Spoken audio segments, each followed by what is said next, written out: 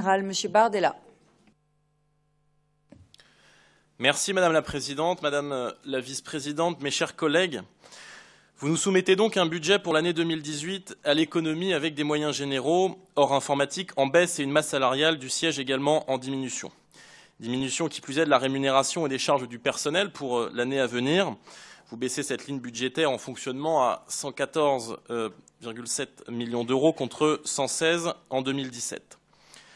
Il apparaît évident que les départs en retraite non remplacés seront préjudiciables pour les agents des services.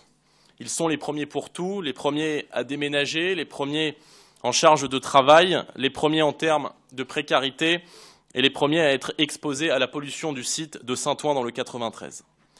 Nous souhaitons profiter de l'occasion pour souligner leur travail considérable au quotidien, au service de notre collectivité et des habitants de la région dans des conditions parfois difficiles.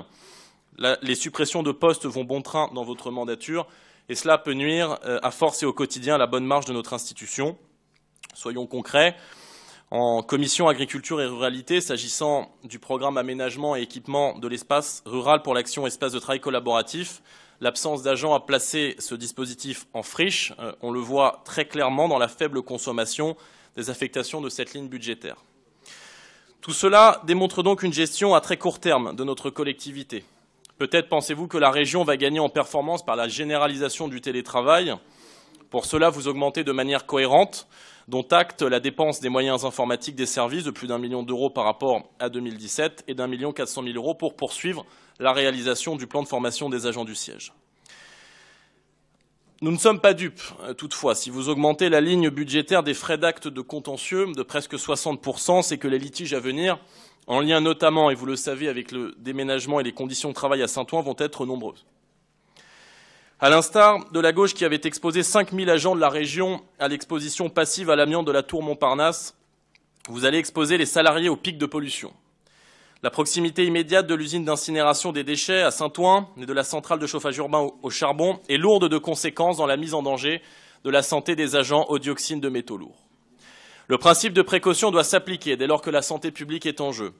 Mais cela n'a pas l'air de vous affoler, hélas. Quelle crédibilité peut avoir encore la Commission de l'environnement ou de la santé dans une telle situation?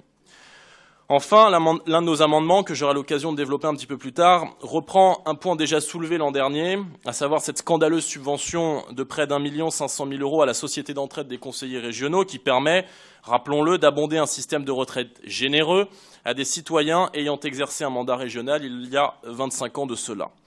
Une poignée de bénéficiaires ne cotise qu'à hauteur de 1%. Pour 1 euro de cotisation, on vous rend en réalité 99 euros. Ce système profondément injuste doit maintenant être révolu. Par conséquent, et pour l'ensemble de ces incohérences que je viens de souligner, nous voterons contre cette annexe budgétaire. Je vous remercie.